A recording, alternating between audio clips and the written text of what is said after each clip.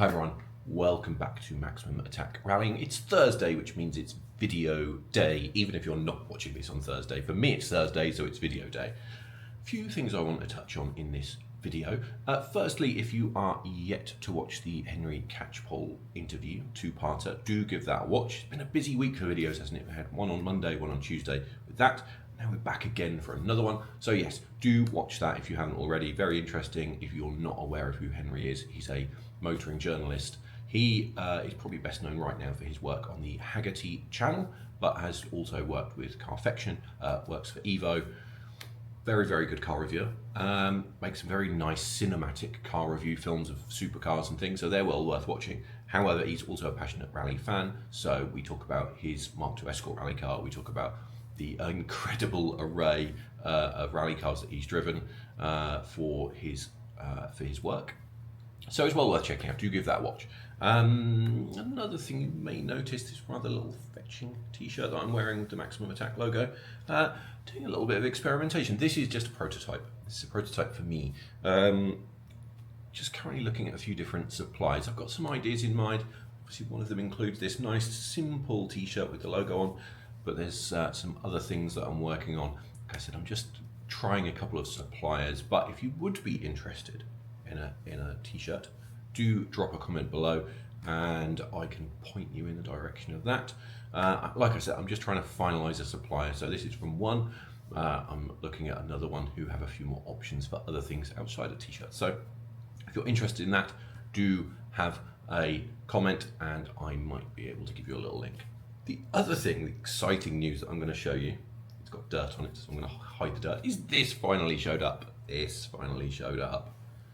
So if you follow me on other socials, you will know, let me just put that down again, that I ordered a steering wheel for some updates to my sim rig, and it had a really weird bolt pan. I'm going to pick it up again. So this bolt pan was slightly offset, so you can see that there is a bolt right at the top in the center here, under my nose, look. For some reason the other one, everything was rotated a few degrees, so it didn't work with the adapter to fit my Logitech hub. So this one has now showed up, so I can do that. So that will probably be the topic of the next video. Weirdly, as well as sending me a steering wheel, they also sent me some GR Yaris or GR stickers. I don't know why. They're okay. Does anyone want a GR sticker? I don't have a GR. Strange. They also sent me an air freshener, but never mind. So yes, finally have that. So I'm going to fit that later today, and I'll I will finish making the video about that because I'm quite excited to try what the Logitech G923 feels like with a real steering wheel on it, because the standard G923 steering wheel is very, very small. So I'm very interested about that. So that is that. I want to get into the main topic of this video after 3 minutes of waffling, however, and that is this news story that has broken about the WRC promoter apparently considering selling its rights to promote the championship. So in case you don't know, the promotional rights to the WRC are held by a company called WRC Promoter GmbH. That is owned by Red Bull and a company called KW25.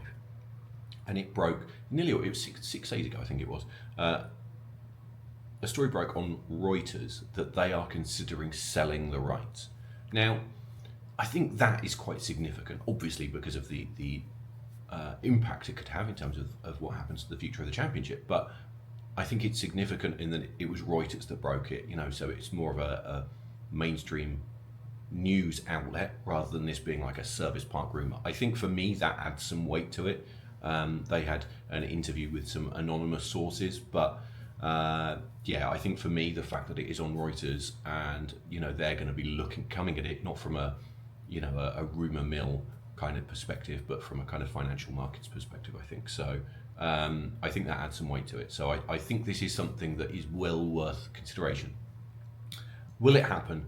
Well, I think for me, I think it's highly likely. Like I said, because it's come out on Reuters, I think that adds weight to it. And I think if you're the promoter, I think it makes a lot of sense, doesn't it? If you consider where we are in terms of the situation of the championship, I would say that there are some pretty big arguments for selling it. So they will tell you, and they will tell any potential buyers, that the viewing figures have increased. And from the data I have been able to find that is the case. Viewing figures have been increasing. I'm sure that they could make an argument that the championship is in good health in terms of they have customers that want to pay to have to host the WRC. Obviously, there is the issue of Saudi Arabia, and I think that is a very interesting one. So, the signing of that contract was a big deal. I think coming into the Middle East market is a really big deal. I personally think it's a positive. I think the WRC does need to expand its reach, and it does need to go to new markets. And I think it was a shame that it wasn't in the Middle East, in the same way that it's a shame that it's not in the USA, which obviously it should be in the USA soon.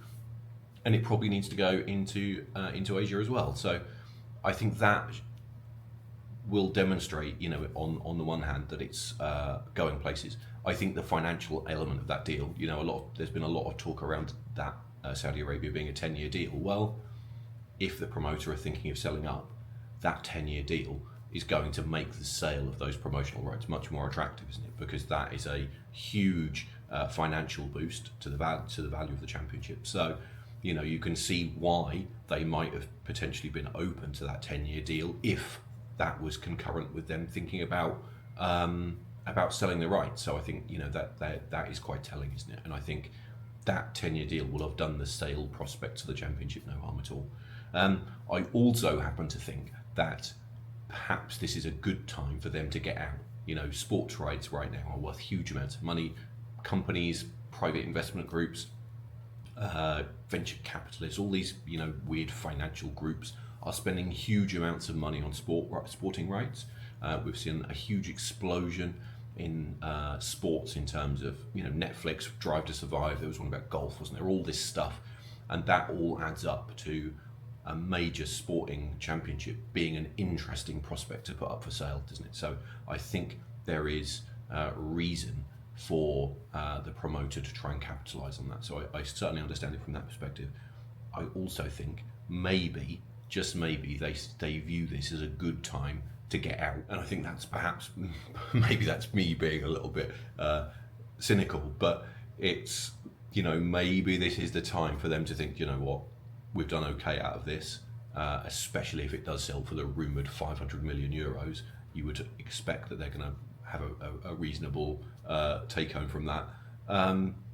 Is this the time for them to come out of it? I think the challenge for the WRC is what the future looks like. We have been in the midst of that this year with all this wrangling about what the regulation should look like and all of this stuff. There are some major decisions that have to be made in conjunction with the FIA over the next 2 years.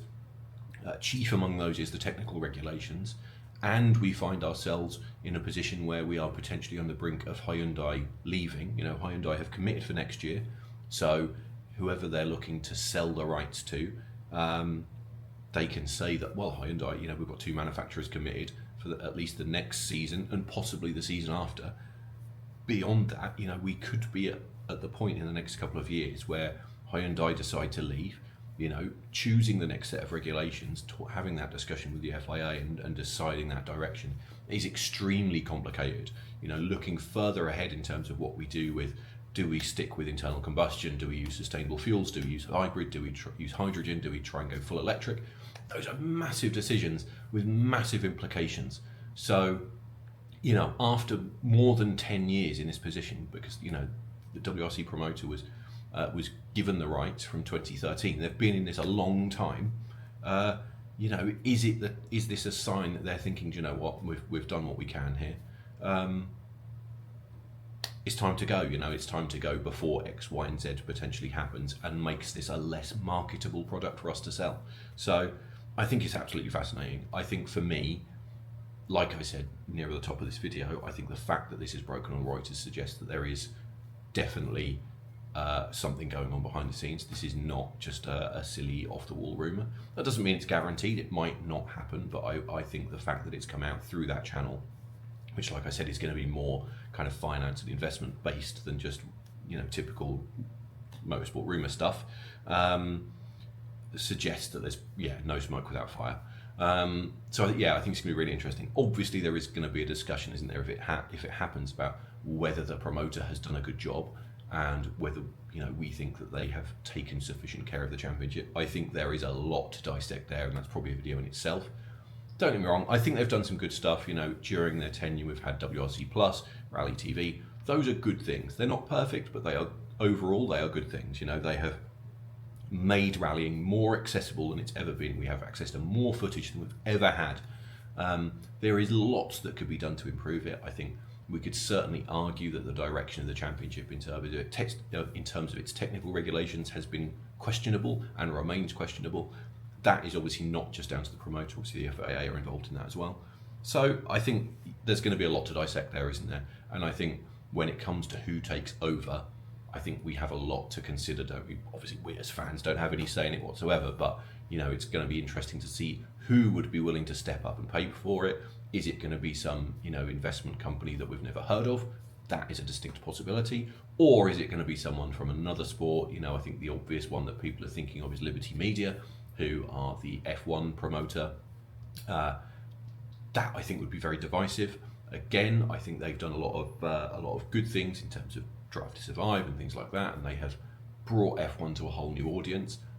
But many hardcore F1 fans would argue that they've cheapened it and taken away some of the kind of sporting integrity. So there's a lot to unpack, isn't there? I've spoken about it for almost 8 minutes and have barely scratched the surface, but I thought it was worth mentioning in case you weren't aware of it, and because I think it could potentially be a huge story if it happens later in the year, which is what this rumour suggested. So do keep an eye on that. I'm going to wrap this one up there. As I said, the next video will be hopefully me fitting that and having a go with it and seeing what it's like. So do stick around for that. And as I said, make sure you catch up with the Henry Catchpole video. And if you want one of these, drop a comment below. Most importantly, like, comment, subscribe, share the channel with your friends, and I will see you next time.